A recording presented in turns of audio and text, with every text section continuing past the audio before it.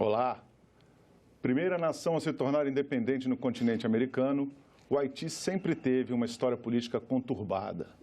Em 2004, à beira de uma guerra civil, a Organização das Nações Unidas aprovou a criação de uma missão de paz para restabelecer a ordem e garantir a segurança da população haitiana.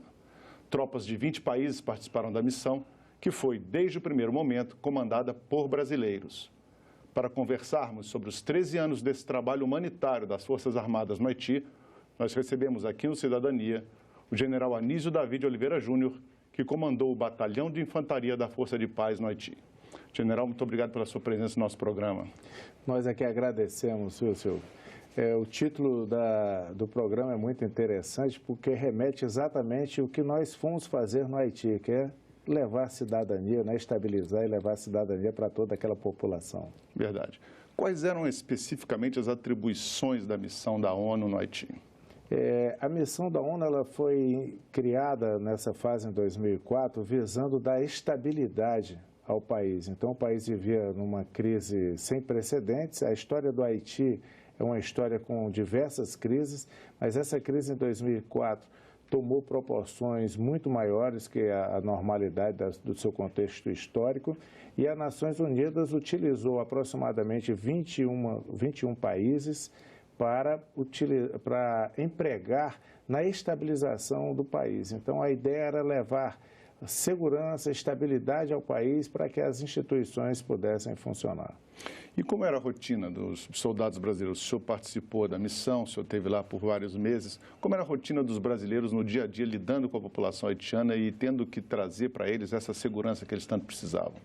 É interessante porque o brasileiro ele se identificou muito com o haitiano no trato, uma característica nossa, né? Uma característica do nosso povo, de tratar bem, desse sentimento humanitário.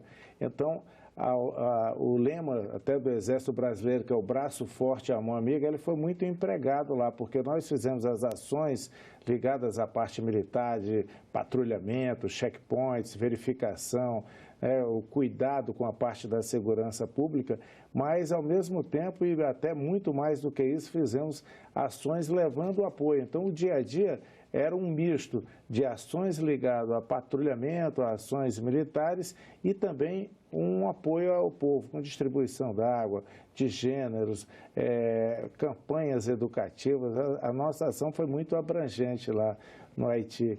Então, o dia a dia do soldado, realmente, ele tinha um dia completo de todas as atividades. A gente tem até umas imagens interessantes que o Ministério da Defesa forneceu para a gente que mostram exatamente isso, né? Que a recepção do povo haitiano para as tropas brasileiras foi boa desde o início, não é verdade? É verdade, Silvio. Nós tivemos um evento também que foi a marca do futebol brasileiro no Haiti. Nós tivemos um jogo da seleção e agora estamos planejando, se for possível, até retornar com um time de veteranos lá. E isso ali, a empatia do haitiano com o brasileiro é muito grande e ficou bem representado até nesse jogo de futebol. Então eles chamam os brasileiros de bombagaia, tipo uma pessoa igual a gente, uma boa gente. Camarada. Tem esse sentido, assim, eles se dirigem a gente como bombagaia. A gente vê aqui nas imagens que, quer dizer, parte da rotina era fazer realmente esse trabalho de patrulhamento, mas também, como essas imagens mostram, havia muita integração com a comunidade, com a população, né? O tempo todo os militares procurando contribuir mais do ponto de vista humanitário do que policial propriamente dito, né?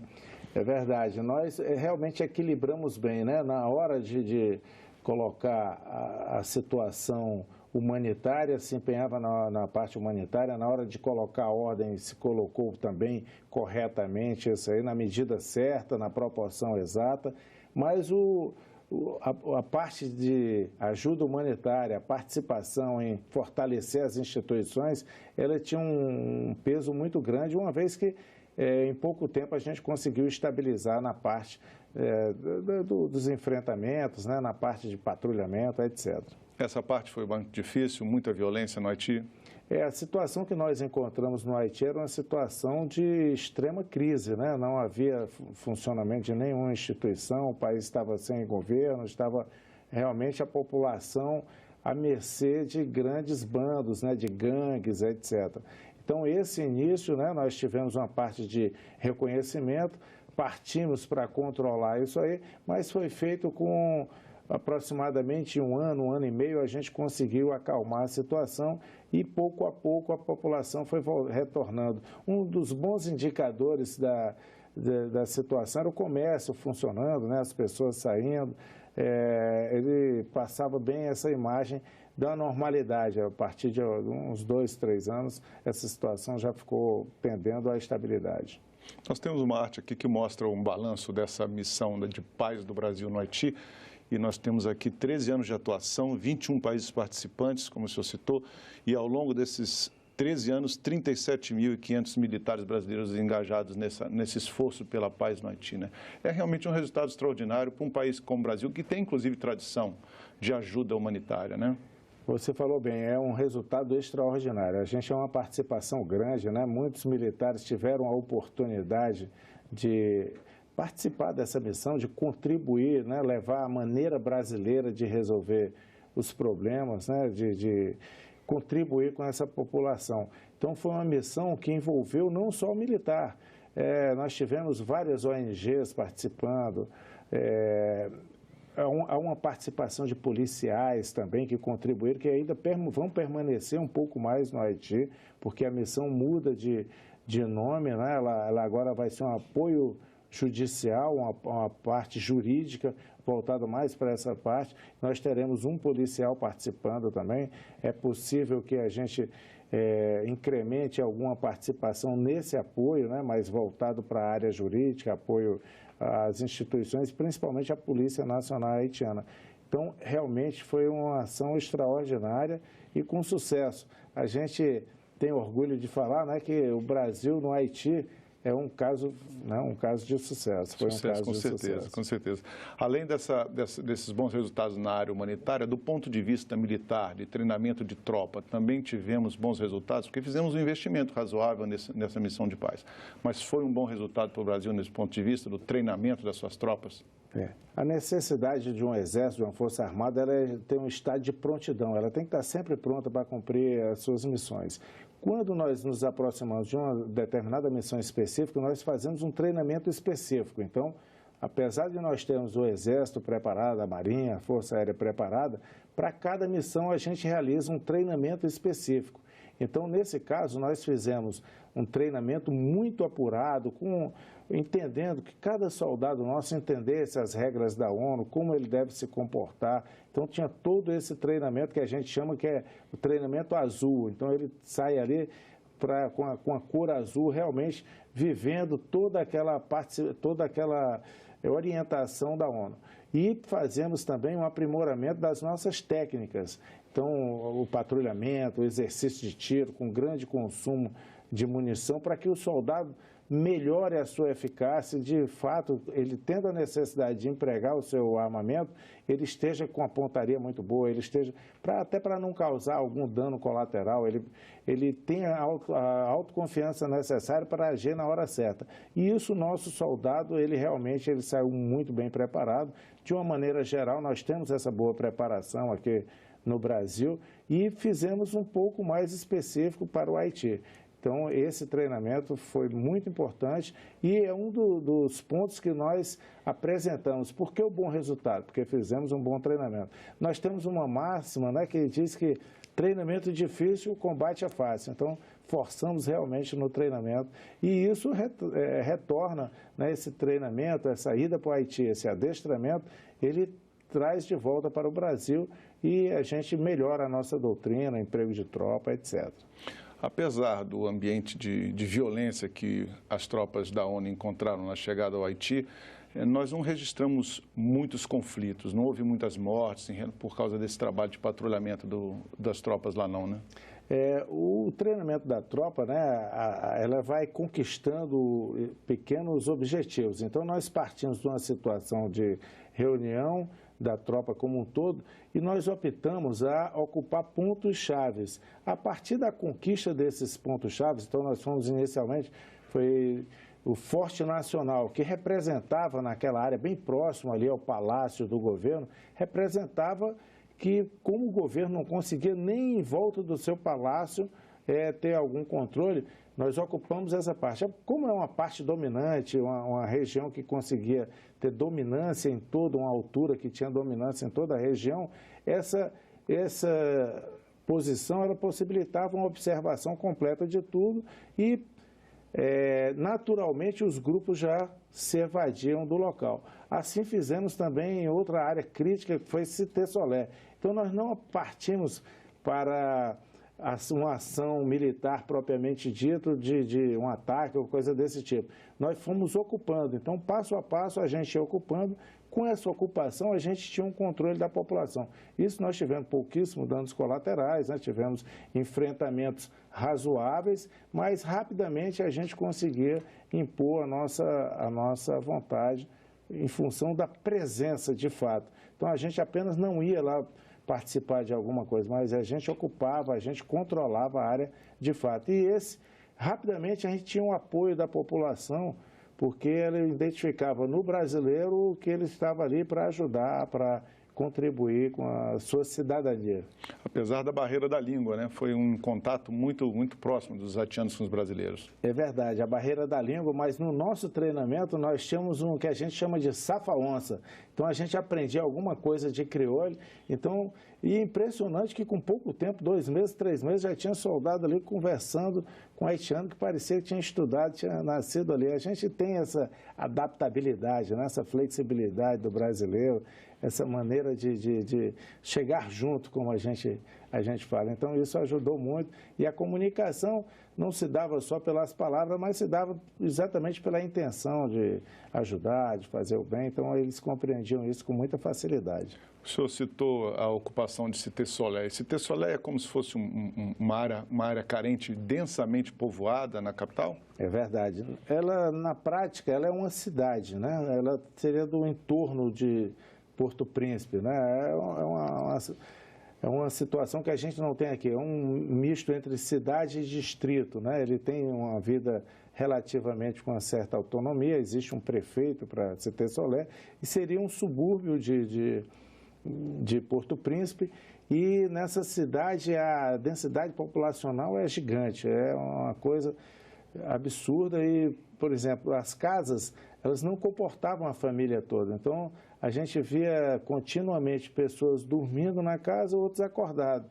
Então, durante a noite... Fazendo um revezamento, porque não tinha cama para todo mundo. É verdade. Cama era um objeto de luxo. É uma situação crítica. Muito difícil. E a gente verificava isso aí, né? E, aos poucos, o país houve uma melhora um pouco nesse sentido. A gente tem também uma outra arte aqui que mostra que o Brasil, ao longo desses anos, desde a criação da ONU, teve mais de 50 participações em missões de paz. E muitas pessoas acham que a única atuação do Brasil no momento nesse tipo de engajamento é no Haiti, mas, na verdade, outras 7 missões estão sendo desempenhadas pelo Brasil. O senhor é o comandante desse setor no Exército. Qual é o balanço que o senhor faz dessas atuações no Brasil? É muito importante para o país, não só para o treinamento, mas também em termos de diplomacia, estar presente nessas situações? A participação do Brasil nesse tipo de operação, ele atende a interesses da política externa brasileira, né, do Estado brasileiro, do governo brasileiro. Então, o Ministério das Relações Exteriores é quem dita, quem dá a cadência desse tipo de atividade. Isso aí projeta o país, né, no cenário internacional e colocando o Brasil como um membro participativo, de fato, das Nações Unidas. Então, nós temos essas missões que você citou, nós temos gente no Líbano, no Sudão do Sul, na Guiné-Bissau, no Congo, na República Centro-Africana, em diversos países onde há uma área de risco e que o militar, ele leva lá essa observação, ele está treinando também, porque da nossa profissão, da gente conhecer esse tipo de crise, né? É importante para a nossa formação, então nós estamos aprendendo e estamos contribuindo, levando a contribuição do Brasil para esses conflitos, como observadores militares, membros dos Estados-Maiores das missões, e o militar brasileiro é bastante conceituado nesse tipo de operação. Oficialmente já está encerrada a missão no Haiti, ainda estamos com tropas lá, né? Ainda estamos com tropa lá. Dia 15 de outubro é a previsão final, mas o Haiti poderia fazer, que é sempre uma caixinha de surpresas, atualmente nós estamos monitorando a aproximação de um furacão no Haiti, que poderá, inclusive, demandar algum apoio da nossa tropa, e nós não vamos, numa hora dessa, nos furtar de apoiar a população. Mais uma vez, apoiaremos ali, podemos retardar um pouco mais, 20, 30 dias, uma vez que a gente preste um apoio à população haitiana. Mas isso vai depender das forças da natureza. Ainda estamos com 1.200 homens lá? Exatamente, nós estamos com esse efetivo, né? Nós temos um batalhão de infantaria de paz, que dentro dele tem pelotão da Força Aérea, uma companhia da Marinha do Brasil, e temos também uma companhia de engenharia do Exército que funciona no mesmo complexo e cumprindo essa missão. Muitas pessoas não entendem quando se diz que é uma missão de paz, e aí você vê as imagens, como nós mostramos aqui, e são soldados fardados, com os capacetes azuis da ONU, armados. É uma missão de paz, mas o soldado precisa estar armado e, se for necessário, usá-la, né? Exatamente. A missão é para justamente levar a paz para aquele local. Nós chegamos num conflito, a população refém de gangues, refém de situações que tiram dela a capacidade de ser cidadã, né? E nós vamos colocando a paz, levando a paz, mantendo uma estabilidade, de modo que realmente, se houver necessidade, a gente empregue o nosso armamento. E algumas vezes nós precisamos empregar o armamento. É uma necessidade. Por isso que é uma missão com soldados, né? Havia um membro da ONU que foi... ele visualizava que a missão de paz não era para soldados, mas só o soldado podia fazer, né? Então, em determinado momento, você precisa impor essa situação, levar essa situação à população para proteger os civis, né? A gente chama da ação principal de proteção de civis. Então, o militar vai naquela situação para proteger aquela população. Apesar de todo o sucesso, é claro que a gente tem que lamentar que ao longo desses 13 anos o Brasil sofreu 24 baixas lá, a maioria durante um terremoto que o Haiti passou, né? E são companheiros de farda, muitos deles, né? Que a falta deles vai ser sentida, né, general? Eles estarão, né, presentes na nossa memória, né? Nós estaremos sempre reverenciando esses brasileiros que estiveram, independente se são militares ou civis, estarão, e nós teremos um pequeno monumento para marcar, né, caracterizar essa memória desse pessoal, para que as gerações futuras possam também render homenagem a essas pessoas que deram a sua própria vida por uma missão, por acreditar em alguma coisa maior. Esse monumento vai ser feito aqui no Brasil ou no Haiti? Esse monumento ele existe hoje na base, lá no Haiti, será transportado para o Brasil e nós instalaremos esse monumento aqui no Brasil. Já existem convites para o Brasil participar de outras missões de paz, né? Parece que a República Centro-Africana, isso ainda está só na área da especulação, só sondagens? Exatamente. Nós fomos informados, né? O nosso ministro da Defesa ele tem comentado isso, que existem sondagens nesse sentido. Nós vamos aguardar e isso aí é todo um processo bem longo e que tem uma participação fundamental do nosso Congresso, que é quem realmente autoriza a participação de tropas fora do Brasil, né? Então, isso vai estar num contexto... transcende um pouco exatamente o governo, é uma ação de da Estado, nação, né? de Estado, né? Alguma coisa que realmente o entendimento do Congresso, do Presidente da República, do Ministério das Relações Exteriores, se entenderem que há uma necessidade, que o Brasil pode, mais uma vez, contribuir, né, nesse cenário internacional como um participante efetivo, levando a sua mensagem, levando a sua ação também, não só a mensagem, mas a sua ação para o mundo. Isso aí nós vamos aguardar e estaremos prontos, as Forças Armadas estarão prontas para cumprir a missão que nós venhamos a receber. General Davi, muito obrigado pela sua presença aqui no Cidadania, parabéns pelo trabalho no Haiti. Nós agradecemos e, como mensagem final, queria parabenizar todos os brasileiros por esse trabalho tão bonito que todos nós realizamos no Haiti e somos citados dentro da própria Nações Unidas como um caso de sucesso. Muito obrigado.